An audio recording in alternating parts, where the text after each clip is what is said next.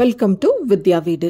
இன்றைக்கி இந்த வீடியோவில் நான் மீஷோவில் வாங்கின இந்த கிராஸ் மேட் பற்றியும் அடுத்ததாக வியாழக்கிழமை நான் எங்கள் வீட்டில் என்ன சமைச்சேன் அப்படின்றதையும் தான் நீங்கள் பார்க்க போகிறீங்க. முதல்ல இந்த கிராஸ் மேட் இதை மீஷோவில் ஆர்டர் பண்ணி வாங்கியிருந்தேன். இது 2க்கு 6 அடின்ற அளவிலான கிராஸ் மேட்டு. இது ஒரு மேட் 250ன்ற ப்ரைஸ் ரேஞ்சில் நான் வாங்கியிருக்கேன் with free shipping. Last week வரைக்குமே லைட்டாக மழை தூறல் இருந்துக்கிட்டே இருந்தது இல்லைங்களா. வெளியில் போயிட்டு வர்றது வீடெல்லாம் ஒரே மண்ணாயிடுச்சு. இத்தனைக்கும் மெயின் டோர் வெளியிலையும் ஒரு டோர் மேட் போட்டிருக்கேன், உள்ளேயும் ஒரு டோர் மேட் போட்டிருக்கேன். ஆனால் என் பையன் அதில் காலை துடைக்கிறதே இல்லை, அப்படியே போவான் அப்படியே வந்துடுவான். ஸோ அதனால தான் இந்த 6 அடிக்கு ஒரு மேட்டை போட்டு விட்டுட்டோன்னா அட்லீஸ்ட் அதில் நடந்து வரும்போது தன்னால் அந்த மண்ணெல்லாம் மேட்டில் உதிர்ந்துடும் அப்படின்றதுக்காக இந்த மேட்டை நான் வாங்கினேன். மீஷோ ப்ராடக்ட்ஸ் பொறுத்த வரைக்கும் என்னுடைய ஒப்பீனியன் என்னென்னா ஆவரேஜ் குவாலிட்டி தாங்க இருக்குது. ரீசனபிள் ரேட்டில் ஆவரேஜ் குவாலிட்டி இருக்குது. ஹை குவாலிட்டி ப்ராடக்ட்ஸ் நான் இது வரைக்கும் ஆர்டர் போட்ட வரைக்கும் எதுவும் அப்படி எனக்கு ரிசீவ் ஆகலை. நல்ல குவாலிட்டி ப்ராடக்ட்டுன்னா அதுக்கு தகுந்த மாதிரி ப்ரைஸும் ஹையாக தான் இருக்கும்.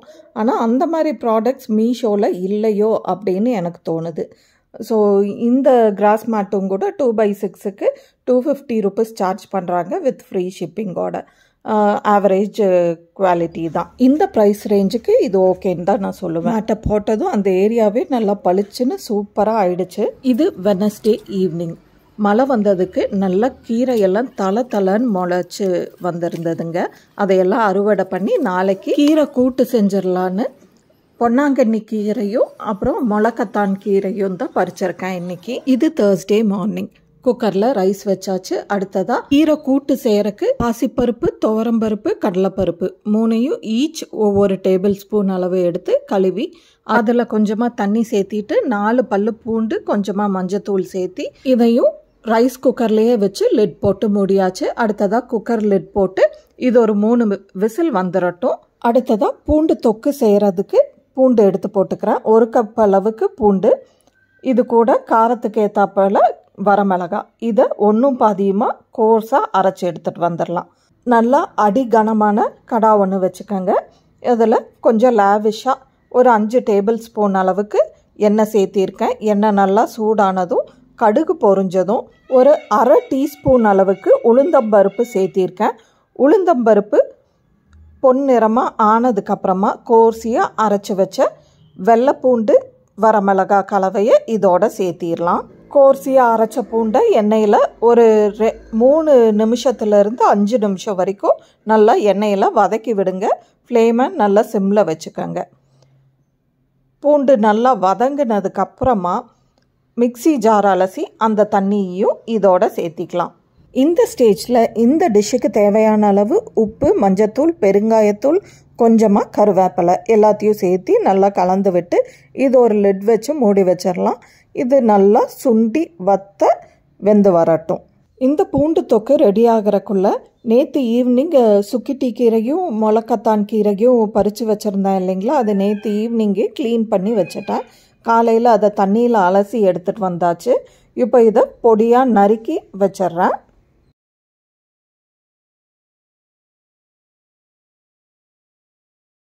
இப்போ குக்கர் 3 விசில் விட்டு ஆஃப் பண்ணியாச்சு. அடுத்ததாக இந்த பக்கம் பூண்டு தொக்கு நல்லா வெந்து வந்துருச்சு.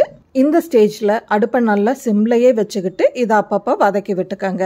ஒரு 5 நிமிஷம் வதங்கினதுக்கப்புறமா 1 டீஸ்பூன் அளவுக்கு சர்க்கரையை சேர்த்தி கலந்து விட்டு ஊற்றின எண்ணெய் பிரிஞ்சு வர்ற வரைக்கும் இதை கைவிடாமல் கலந்து விடுங்க. அடுத்ததாக கீரை கூட்டுக்கான மசாலா அரைச்சிக்கலாம். அதுக்கு ஒரு கைப்பிடி அளவுக்கு தேங்காய் சில்லு, கூட 2 பச்சை மிளகாய், 1/2 டீஸ்பூன் அளவுக்கு சீரகம், இது எல்லாத்தையும் நைஸாக அரைச்சி எடுத்துகிட்டு வந்துடுறேன்.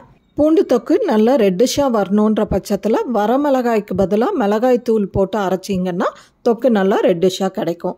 இந்த பக்கம் குக்கர் விசில் விட்டு ப்ரெஷர் அடங்கி ஓப்பன் பண்ணியாச்சு. பருப்பு நல்லா வெந்து வந்துருச்சு.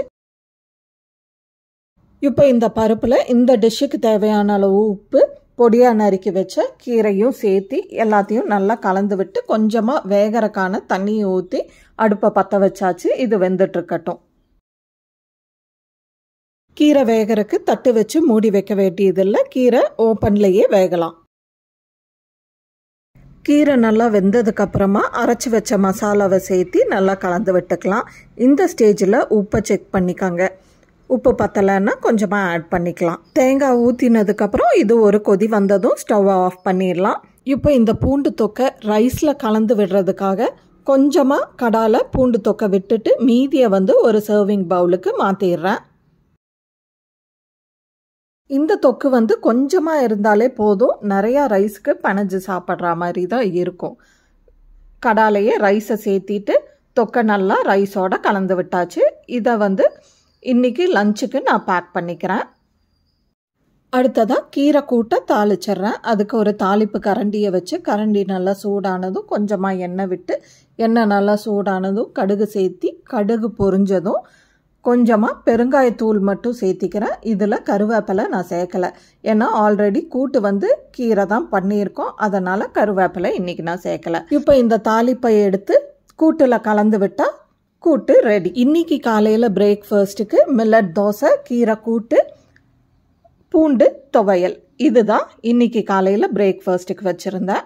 மதியம் லஞ்சுக்கும் பூண்டு துவையலை ரைஸில் கலந்து அது ஒரு கம்பார்ட்மெண்ட்டில் வச்சாச்சு. அடுத்த கம்பார்ட்மெண்ட்டில் கீரை துவையல், இது தயிர் சாதத்துக்கு தொட்டுக்கிறக்கு. நான் ஆல்ரெடி ரைஸை நல்லா ஆற வச்சு தயிர் சாதத்தை கலக்கி அதை ஃப்ரிட்ஜில் ஆல்ரெடி ஸ்டோர் பண்ணி வச்சுருக்கேன். அதை எடுத்து இன்னொரு கம்பார்ட்மெண்ட்டில் சேர்த்திக்கிறேன். இதுதான் வியாழக்கிழமை வித்யா வீட்டு சமையலுங்க.